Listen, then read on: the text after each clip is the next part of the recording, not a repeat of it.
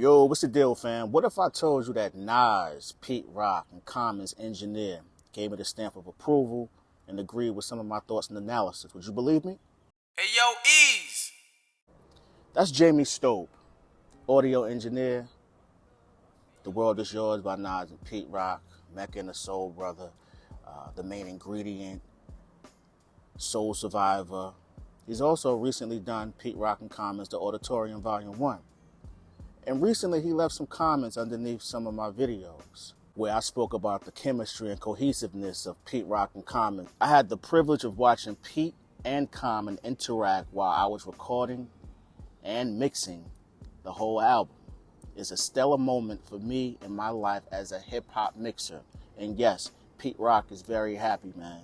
Yo, hip-hop means the world to me. It's not a game.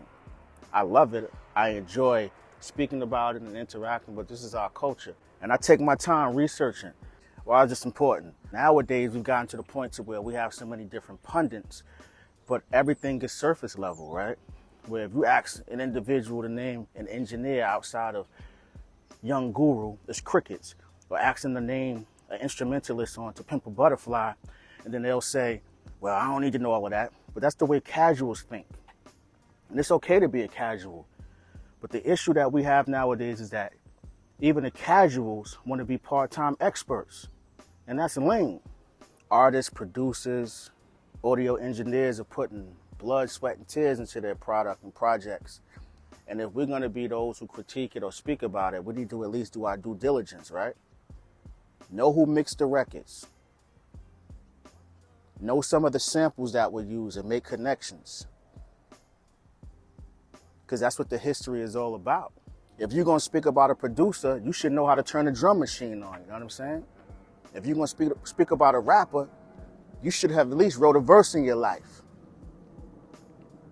If you're going to speak about an engineer, you should know what a fader is on a mixing console. You should know what a plate reverb is, what a spring reverb is, what compression is, what a limiter does.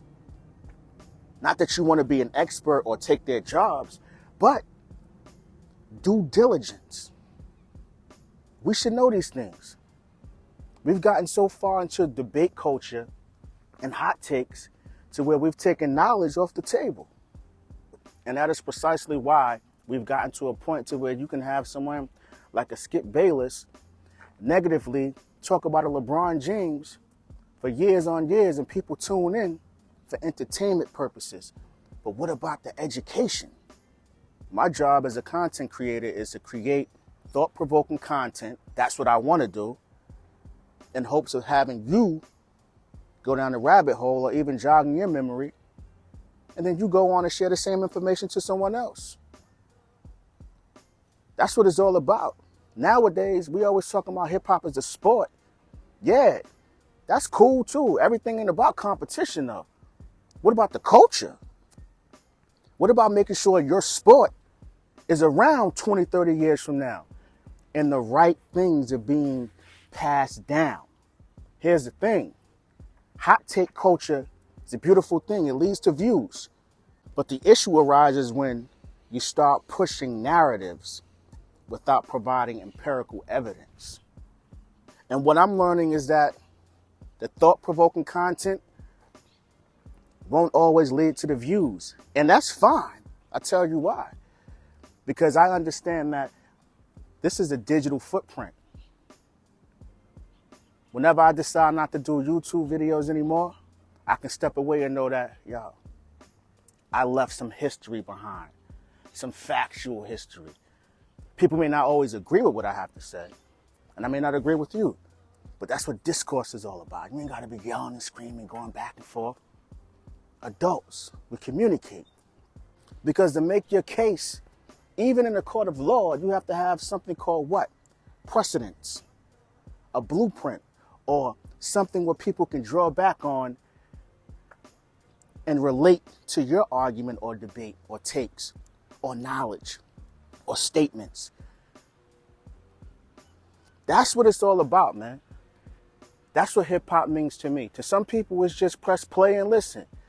To me, I want to know who the audio engineer is. I want to know who played that funky bass line. I want to know who played that that ill chord progression. I want to know who was on strings. I want to know who was on auxiliary keys.